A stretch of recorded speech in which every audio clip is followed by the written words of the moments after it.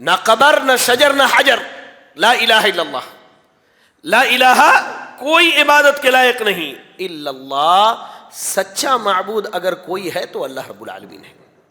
یہ سر اس کا معنی ہے. اب ہمارے یہاں ہم لا الہ الا اللہ بھی پڑھتے ہیں اور اللہ کے بندوں کے نام پہ جانور بھی ذبح کرتے ہیں. ہم لا الہ الا اللہ بھی پڑھتے ہیں، گلے میں تعویذ بھی لٹکاتے ہیں. لا الہ الا اللہ بھی پڑھتے ہیں، نبی کے نام پہ نذر و نیاز بھی کرتے ہیں. لا الہ الا اللہ بھی پڑھتے ہیں، شیخ عبد القادر جیلانی رحمۃ اللہ علیہ کے نام پہ جانور بھی ذبح کرتے ہیں. ہم لوگوں سے زیادہ مکے کے لوگ کلمہ لا الہ الا اللہ کو سمجھا کرتے تھے.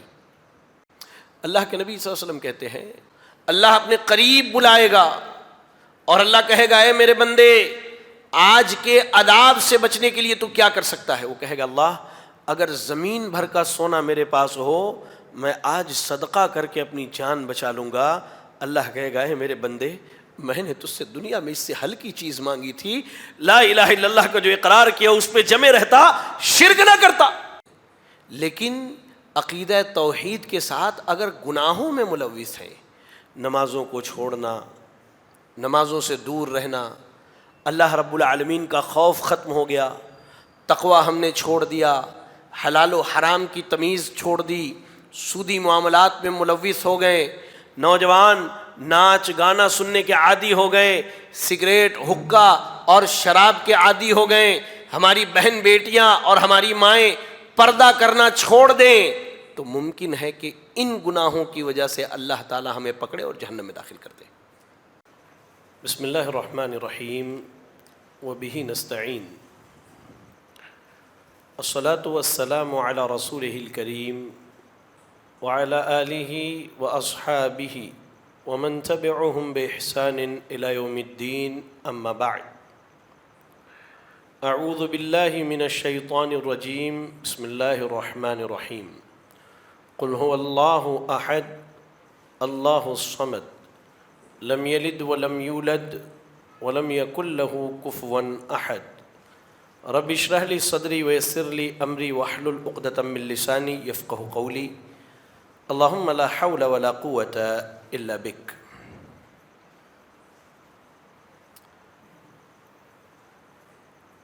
محترم و مکرم علماء کرام،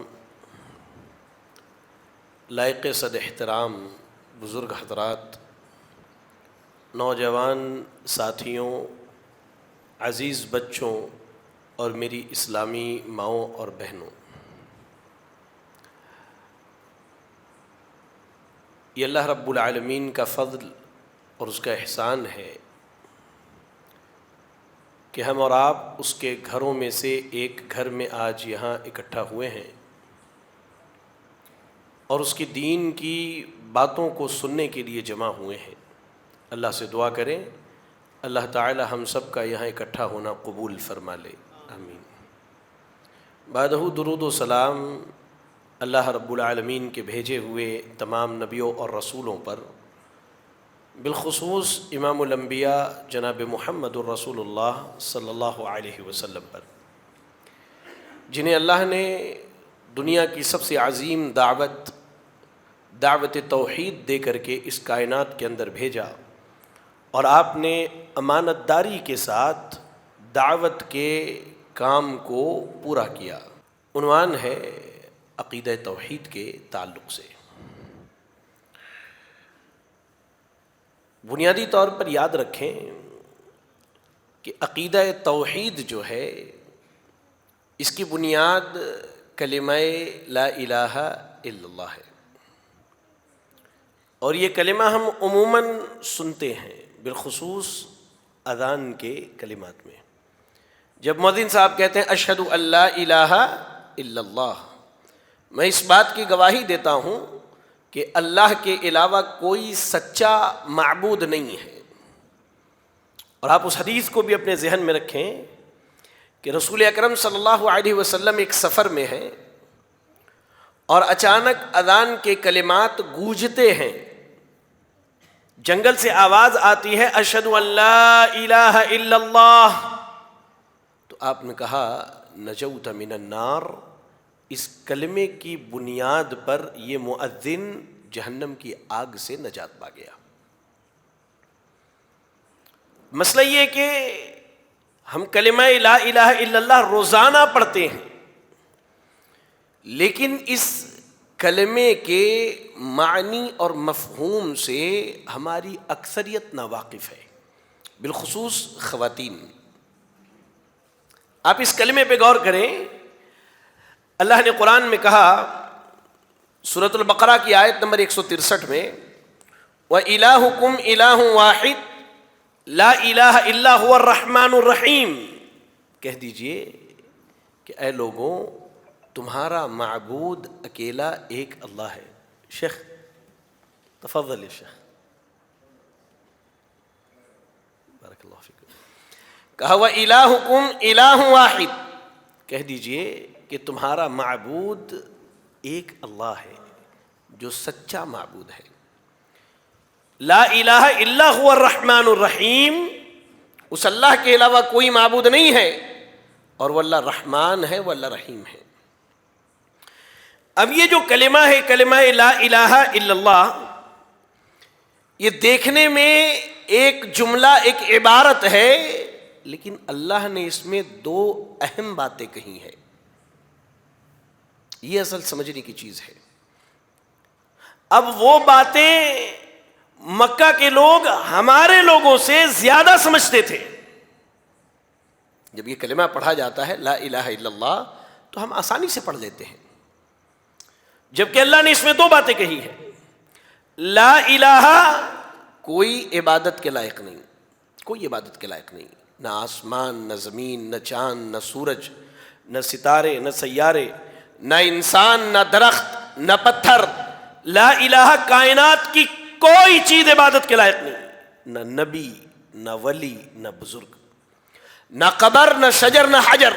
لا الہ الا اللہ، لا الہ، کوئی عبادت کے لائق نہیں الا اللہ، سچا معبود اگر کوئی ہے تو اللہ رب العالمین ہے۔ یہ اصل اس کا معنی ہے۔ اب ہمارے یہاں ہم لا الہ الا اللہ بھی پڑھتے ہیں، اور اللہ کے بندوں کے نام پہ جانور بھی ذبح کرتے ہیں۔ ہم لا الہ الا اللہ بھی پڑھتے ہیں، گلے میں تعویذ بھی لٹکاتے ہیں، لا الہ الا اللہ بھی پڑھتے ہیں، نبی کے نام پہ نذر و نیاز بھی کرتے ہیں، لا الہ الا اللہ بھی پڑھتے ہیں، شیخ عبد القادر جیلانی رحمۃ اللہ علیہ کے نام پہ جانور بھی ذبح کرتے ہیں۔ ہم لوگوں سے زیادہ مکے کے لوگ کلمہ لا الہ الا اللہ کو سمجھا کرتے تھے۔ کون نہیں جانتا؟ مکے کے لوگ اللہ کے نبی صلی اللہ علیہ وسلم کے بارے میں جو تعصر رکھتے تھے، جو ان کی فکر تھی، کیا تھی؟ وہ کہا کرتے تھے کہ آپ صادق و امین ہیں، یعنی پورے مکے کی زمین پر محمد الرسول اللہ صلی اللہ علیہ وسلم سے بڑا سچا امانت دار کوئی نہیں تھا۔ بڑی تعریفیں سردار کا بیٹا کہا کرتے تھے، لیکن جیسے اللہ کے نبی صلی اللہ علیہ وسلم نے کہا یا ایھا الناس قولوا لا الہ الا اللہ تفلحوا، اے لوگوں لا الہ الا اللہ پڑھو تم کامیاب ہو جاؤ گے، تو مکے کے لوگوں نے کہنا کیا شروع کیا؟ اجعل الآلہۃ الہا واحدا ان ھذا لشیء عجاب۔ بڑی حیرت کی بات ہے، بڑی حیرت کی بات ہے۔ یہ جو ہم اتنے معبودوں کی عبادت کرتے ہیں، محمد یہ چاہتے ہیں کہ لا الہ الا اللہ پڑھ کے ان کی عبادت کو چھوڑ کے ایک اللہ کی عبادت پر آ جائے۔ ہمارے لوگ لا الہ الا اللہ پڑھتے ہیں، لیکن عبادت کے جو کام اللہ کے لیے ہونی چاہیے وہ اللہ کے بندوں کے لیے کر رہے ہیں۔ نماز میں اقرار کرتے ہیں ایاک نعبد و ایاک نستعین، اللہ ہم تیری ہی عبادت کرتے ہیں، تجھ ہی سے مدد مانگتے ہیں۔ مسجد سے باہر نکلنے کے بعد قبروں کو سجدے ہو رہے ہیں، درختوں کے آگے جھک رہے ہیں، ولیوں کو، بزرگوں کو سجدے ہو رہے ہیں، دعائیں زندہ جاوید رب کو چھوڑ کے اللہ کے مرے ہوئے بندوں سے دعائیں کی جا رہی ہے، جبکہ اقرار کرتے ایاک نعبد و ایاک نستعین۔ اصل اس نے لا الہ الا اللہ سمجھا ہی نہیں ہے۔ لا الہ الا اللہ ابو جہل ہمارے لوگوں سے زیادہ سمجھتا تھا۔ کیا کہتا تھا؟ اِنَّا لَتَارِكُ آلِهَتِنَا لِشَاعِرٍ مَجْنُونٍ، کہ ایک شاعر اور دیوانے کی وجہ سے ہم اپنے معبودوں کو چھوڑ دیں۔ ان کو معلوم تھا کہ اگر ہم نے لا الہ الا اللہ کا اقرار کر لیا تو اب زمین پر عبادت صرف اللہ کی ہوگی، اللہ کی۔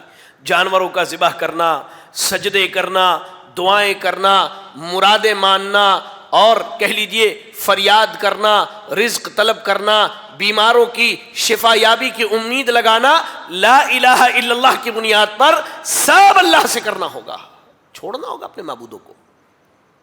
لیکن آج ہم لا الہ الا اللہ بھی پڑھتے ہیں، سبحان اللہ، اور ہم اللہ کے بندوں کی عبادت میں بھی لگے ہوئے ہیں۔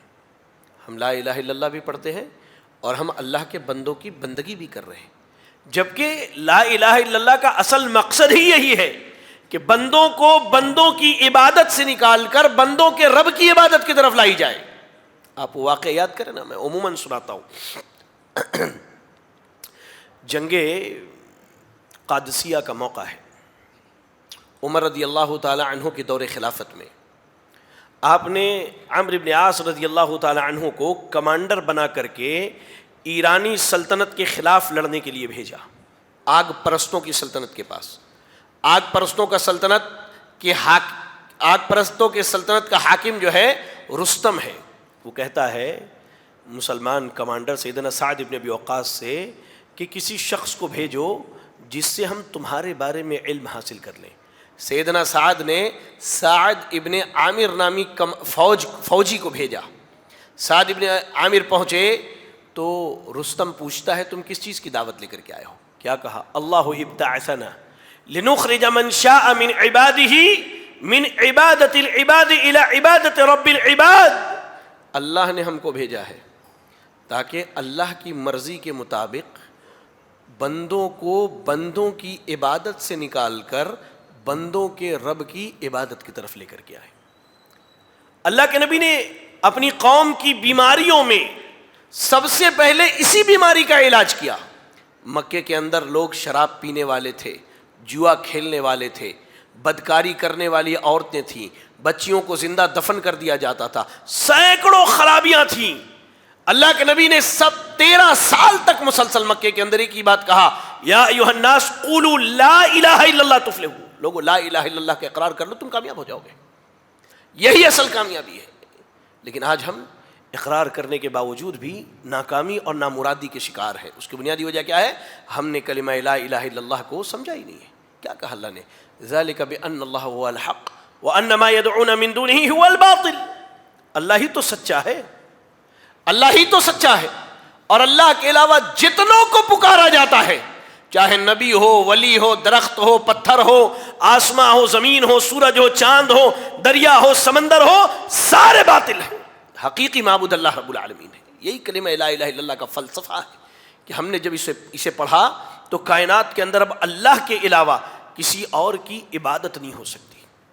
اور عبادت کے بارے میں شیخ الاسلام ابن تیمیہ رحمۃ اللہ علیہ اپنی کتاب العبودیہ، جس کا اردو ترجمہ ہے بندگی، اس میں فرماتے ہیں کہ عبادت نام ہے۔ غور سے سنیں، عبادت سمجھ جائیں گے آپ تو آپ لا الہ الا اللہ بھی سمجھ جائیں گے۔ کہا العبادت اسم جامع لکل ما یحبہ اللہ ویرضاہ من الاقوال والاعمال الظاہرۃ والباطنہ۔ غور سے سنیں، ہر بات، ہر کام، ہر بات یا ہر کام جو ظاہر ہو یا پوشیدہ ہو۔ اب آپ نے نماز پڑھی، یہ کام ہے، ظاہر ہے۔ نماز میں دعائیں پڑھی، یہ پوشیدہ ہے۔ کیا ہے؟ پوشیدہ ہے۔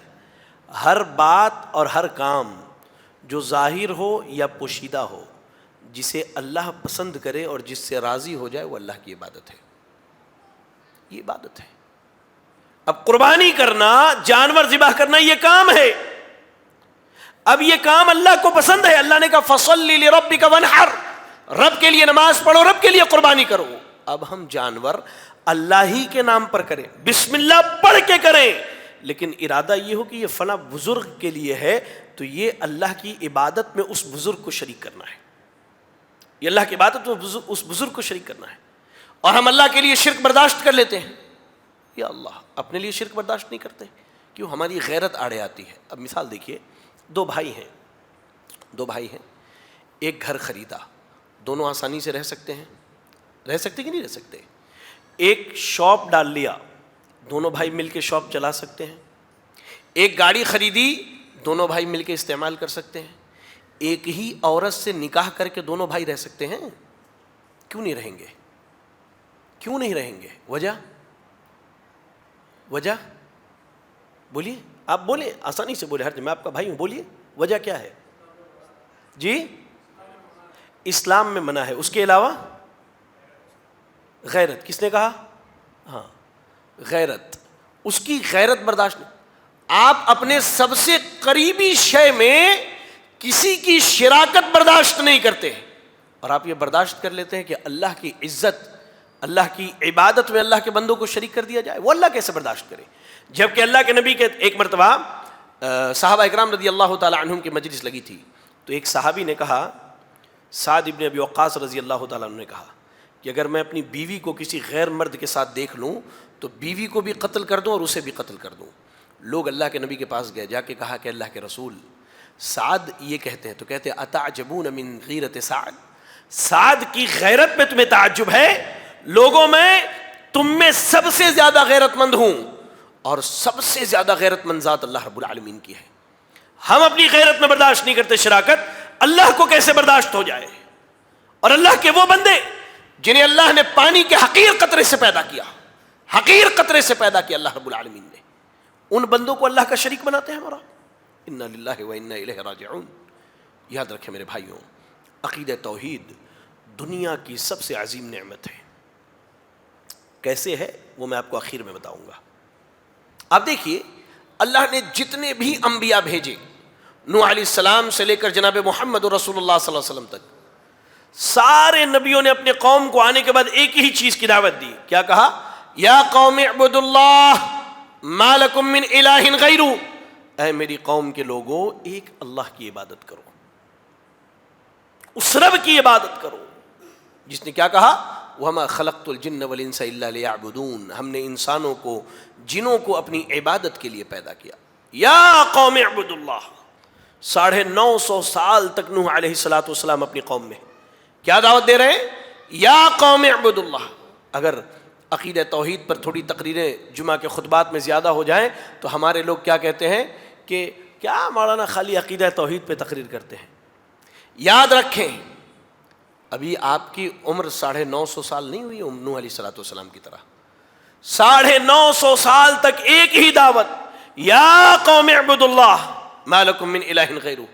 لوگوں لا الہ الا اللہ کا اقرار کر لو، اس رب کی عبادت کرو جس کے علاوہ کوئی معبود برحق نہیں، جس کے علاوہ کوئی سچا معبود نہیں ہے۔ میرے بھائیوں، آپ دیکھیں، ہم عموماً آپس میں بات کرتے ہیں کہ عموماً شیخ موجود ہیں، شیخ صاحب موجود ہیں، عموماً لوگوں کے شکایت آتے ہیں، شیخ میرا بیٹا جو ہے میرے حق کی ادائیگی نہیں کر رہا ہے، جب میں کماتا تھا تو اس کی ساری ضروریات پوری کرتا تھا، آج وہ کما رہا ہے تو میری ضروریات پوری نہیں کرتا۔ عموماً یہ شکایت ہوتی ہے لوگوں کی۔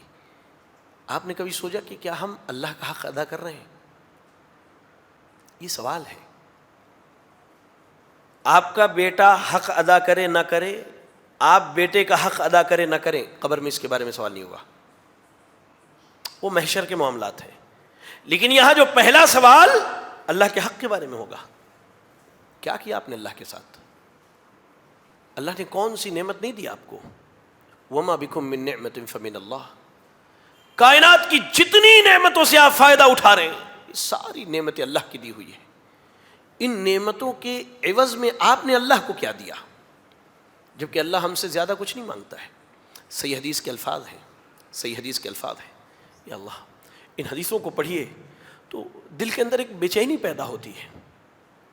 اللہ کے نبی صلی اللہ علیہ وسلم کہتے ہیں کہ اللہ تعالیٰ قیامت کے دن ایک بندے کو اپنے قریب بلائے گا اور بلا کر کے اس سے کہے گا، اے میرے بندے، آج کے عذاب سے بچنے کے لیے تو کیا کر سکتا ہے؟ غور سے سنیں، غور سے سنیں اس حدیث کو۔ اللہ اپنے قریب بلائے گا اور اللہ کہے گا، اے میرے بندے، آج کے عذاب سے بچنے کے لیے تو کیا کر سکتا ہے؟ وہ کہے گا، اللہ اگر زمین بھر کا سونا میرے پاس ہو میں آج صدقہ کر کے اپنی جان بچا لوں گا۔ اللہ کہے گا، اے میرے بندے، میں نے تجھ سے دنیا میں اس سے ہلکی چیز مانگی تھی، لا الہ الا اللہ کا جو اقرار کیا اس پہ جمے رہتا، شرک نہ کرتا۔ اللہ اکبر۔ یہ سوچئے، اس عقیدے کی اہمیت کو آپ سمجھیے۔ زمین بھر کا سونا آپ لے کر کے آئیں اور ایک آدمی کلمہ لا الہ الا اللہ لے کے اللہ کے یہاں پہنچے، آپ اس سے لاکھوں کروڑوں سینکڑوں گنا بہتر ہے اللہ کی نظر میں. یہ اللہ کا حق ہے ہمارے اوپر. سیدنا معاذ ابن جبل رضی اللہ تعالیٰ عنہ اللہ کے نبی کے ساتھ سفر میں ہے. اللہ کے نبی کہ اے معاذ، کہتے جی اللہ کے رسول میں حاضر ہوں. آج ہمارے بچے کتنا علماء کے پاس بیٹھتے ہیں.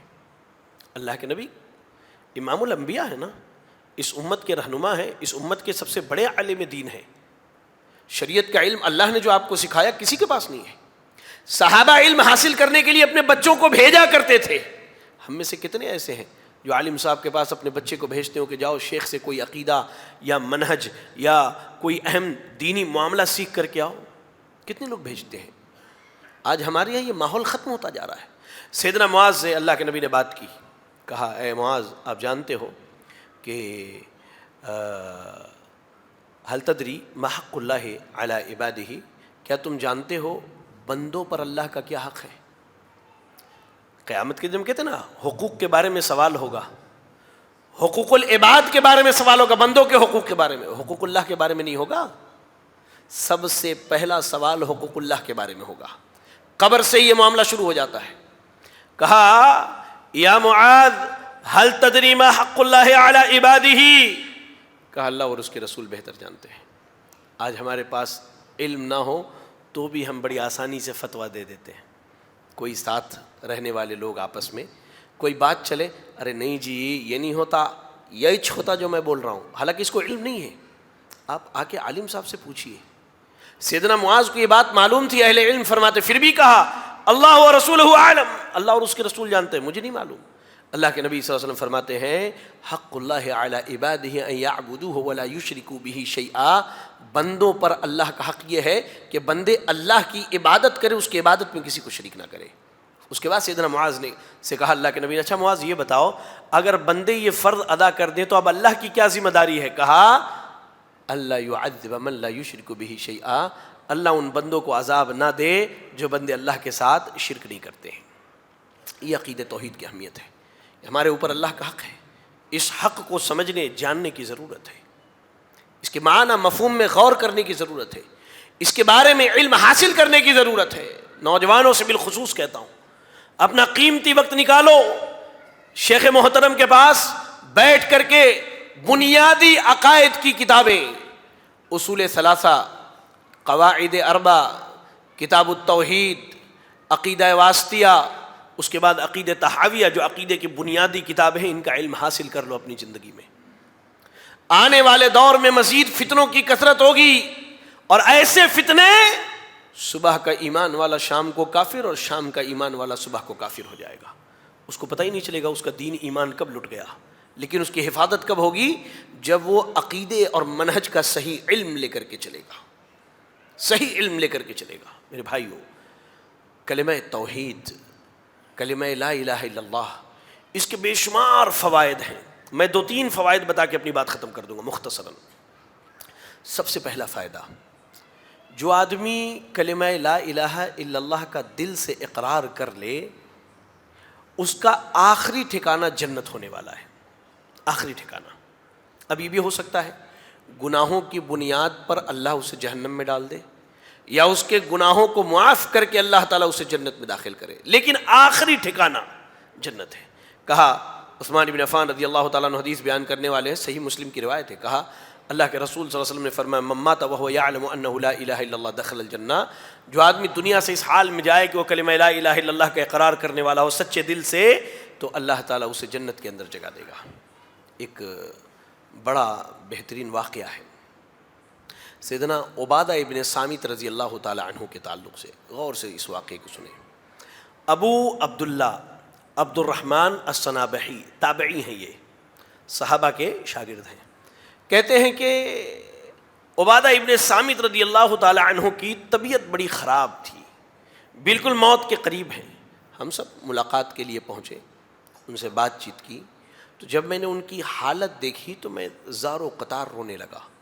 اس پر عبادہ ابن صامت رضی اللہ تعالی عنہ نے کہا کہ سنو، رو نہیں، اگر اللہ نے تمہارے بارے میں مجھے سفارش کی اجازت دی تو میں تمہاری سفارش کروں گا، اور اللہ تمہارے بارے میں مجھ سے گواہی طلب کرے تو میں تمہارے بارے میں گواہی دوں گا۔ اس کے بعد کہا میں نے اللہ کے نبی سے جتنی حدیثیں سنی تھی ساری حدیثیں تم کو سنا دی سوائے ایک حدیث کے جو میرے پاس ہے۔ لوگوں نے کہا کہ کون سی حدیث ہے؟ کہا میں نے اللہ کے نبی کو فرماتے ہوئے سنا ہے من شہد ان لا الہ الا اللہ وان محمدا رسول اللہ حرم اللہ علیہ النار، جو آدمی اس بات کی گواہی دے کہ اللہ کے علاوہ کوئی معبود برحق نہیں اور محمد الرسول اللہ صلی اللہ علیہ وسلم اللہ کے بندے اور رسول ہیں، اللہ اس کے اوپر جہنم کی آگ کو حرام کر دیتا ہے۔ الحمدللہ ہمیں عقیدہ توحید کی نعمت ملی ہوئی ہے، لیکن آج ہمارا حال، پچھلے دور میں ایک فرقہ گزرا ہے جسے اہل علم جو ہے گمراہ فرقہ کہتے ہیں، وہ فرقہ ہے مرجئہ جس کو کہا جاتا ہے۔ ان کا معاملہ کیا تھا؟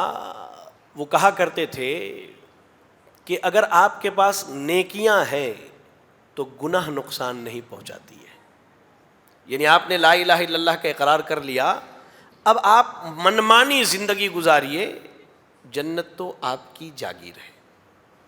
آج ہماری اکثریت کا یہی عالم ہے، بالخصوص میں نوجوانوں کی بات کرتا ہوں۔ ایمانداری سے نماز فجر میں کتنے لوگ ہوتے ہیں مسجد میں آپ کے یہاں؟ کتنے نوجوان ہوتے یہ بتائیے آپ؟ آج ہم نے بھی سوچ لیا ہے باپ دادا اہل حدیث یا ہم نے اہل حدیثیت اقرار کی ہے، اب ہم جو چاہیں کریں، جنت تو جانا ہی جانا ہے۔ میرے بھائی، اہل توحید کو بھی جہنم میں ڈالا جائے گا۔ سن لیں، اس حدیث کو سن لیں اور آپ یاد کر لیں۔ مسند امام احمد اور جامع ترمذی کی روایت ہے، جامع ترمذی میں حدیث نمبر 2597 یاد رکھنے کے لیے بتا رہا ہوں، اور حدیث جو ہے بالکل صحیح سند سے آئی ہے۔ جابر ابن عبداللہ رضی اللہ تعالی عنہ کہتے ہیں یعذب ناس من اہل التوحید فی النار، اہل توحید میں سے کچھ لوگوں کو اللہ جہنم میں عذاب دے گا۔ یہ حدیث میں اہل توحید کا ذکر ہے۔ ہمارا آپ اہل توحید ہے نا، دعوے داری ہے ہماری، ہم اہل توحید ہیں۔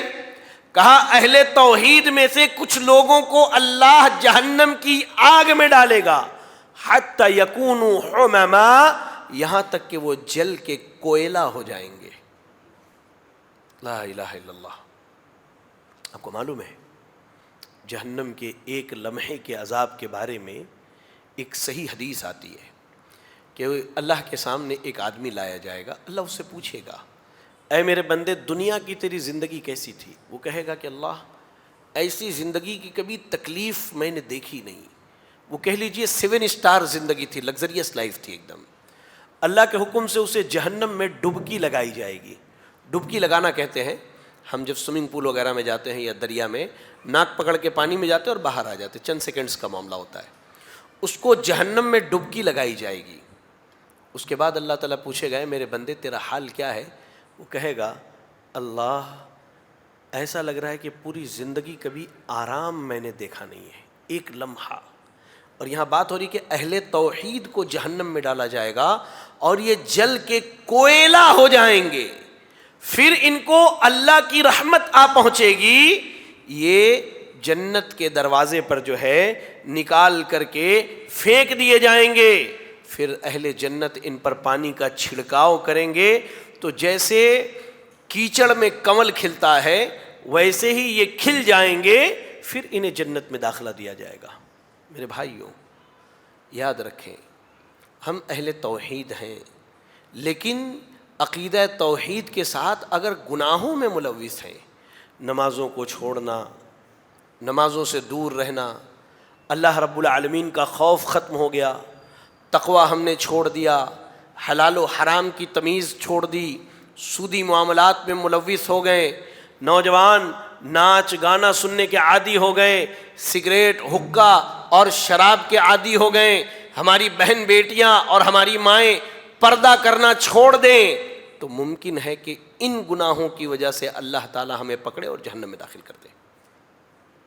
اللہ کے واسطے اپنے نفس کی فکر کیجیے، کیونکہ عقیدہ توحید کی بنیاد پر جو نعمتیں ملنے والی ہے ان نعمتوں کو ہم اور آپ سوچ بھی نہیں سکتے۔ سیدنا ابو ہریرہ رضی اللہ تعالیٰ عنہ بیان کرتے ہیں، 3 نعمتوں کا ذکر کروں گا عقیدہ توحید کی بنیاد پر۔ ابو ہریرہ رضی اللہ تعالیٰ عنہ بیان کرتے ہیں کہ ایک دن میں نے اللہ کے نبی سے پوچھا کہ اللہ کے رسول صلی اللہ علیہ وسلم یہ بتائیے میدان محشر میں سب سے زیادہ آپ کی سفارش کا حقدار کون ہوگا؟ سبحان اللہ، کیا سوال ہے!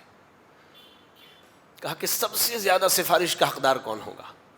کہا اللہ کے نبی نے، ابو ہریرہ آپ کو علم سیکھنے کا جو شوق ہے نا، وہ دیکھ کر کے میں سمجھتا تھا کہ یہ سوال آپ ہی پوچھیں گے۔ اس کے بعد کہا آپ نے، اسعد الناس بشفاعت یوم القیامہ من قال لا الہ الا اللہ خالصا من قلبہ، کہ قیامت کے دن میری سفارش کا حقدار وہی آدمی ہوگا جس نے سچے دل سے لا الہ الا اللہ پڑھا ہو۔ آج ہم دنیا میں اپنے لیے سفارشی تلاشتے ہیں، فلاں پیر صاحب کے مرید ہو جائیے، فلاں کی جو ہے بیعت کر لیجئے، فلاں کے دامن کو پکڑ لیجئے، یہ ہماری سفارشیں کریں گے۔ سفارش کوئی عام چیز نہیں ہے۔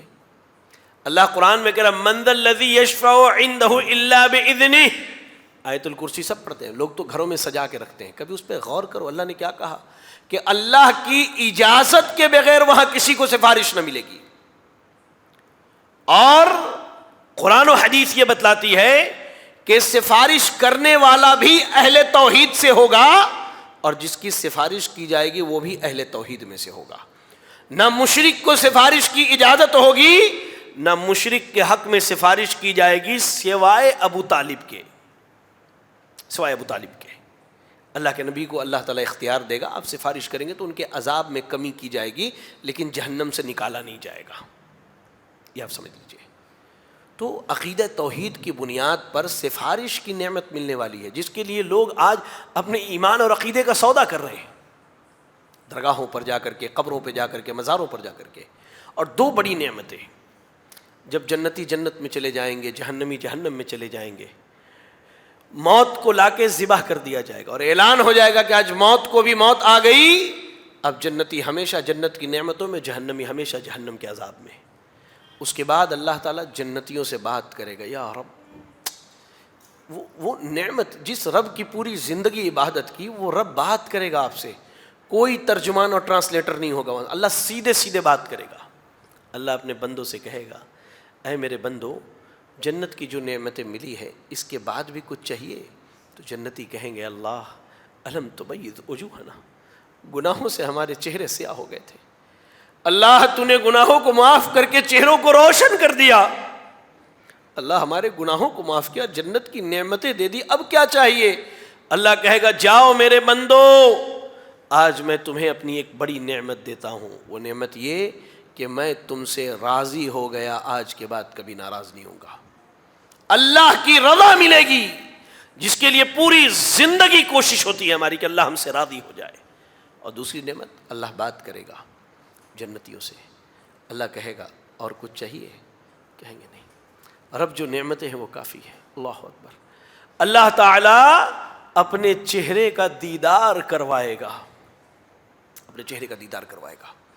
اللہ کے نبی سے صحابہ نے کہا کہ جنت میں اتنی بھیڑ ہوگی، اللہ کے چہرے کو دیکھنے میں پریشانی ہوگی؟ آپ نے کہا نہیں، تم اپنے اپنے گھروں میں رہ کر کے 14ویں کے چاند کو دیکھتے ہو تو کوئی دقت نہیں ہوتی دیکھنے میں، ویسے ہی تم اپنے رب کے چہرے کا دیدار کرو گے اور کوئی دقت نہیں ہوگی۔ میرے بھائیوں، یہ 3 نعمتیں، شفاعت مصطفیٰ، رضائے الہی اور دیدار رب العالمین، عقیدہ توحید کی بنیاد پہ ملنے والی ہے۔ لیکن اعمال میں کوتاہی کر کے اگر اپنی قسمت میں جہنم لکھوا لیا تو ان عظیم نعمتوں سے محروم رہ جائیں گے۔ میں اللہ سے دعا کرتا ہوں کہ اللہ رب العالمین مجھے اور آپ کو اس عظیم نعمت کی قدر کی توفیق عطا فرمائے۔ اللہ تعالی ہمیں اور آپ کو عقیدہ توحید کو سمجھنے اور اس کے متعلق علم حاصل کرنے کی توفیق عطا فرمائے۔ الہ العالمین ہم میں جو پریشان حال ہیں اللہ ان کی پریشانیوں کو دور فرما دے، اللہ جو بیمار ہیں انہیں شفاء کاملہ عاجلہ عطا فرما دے، اللہ جو مقروض ہیں انہیں قرض کی ادائیگی کی توفیق عطا فرما دے۔ الہ العالمین جو بھی باتیں کہی گئیں، جو بھی خیر کی باتیں ہیں، اللہ تیری توفیق سے ہے، اگر اس میں کوئی کمی اور نقص ہے تو یہ میرے نفس کی خرابی اور یہ شیطان کے شر سے ہے جس سے میں تیری پناہ چاہتا ہوں۔ اللہ تو ہم سب کو جب تک دنیا میں زندہ رکھ، دین اسلام پر زندہ رکھ، اور خاتمہ ہو تو ایمان و اسلام کی حالت میں ہو۔ آمین واخر دعوانا ان الحمد للہ رب العالمین.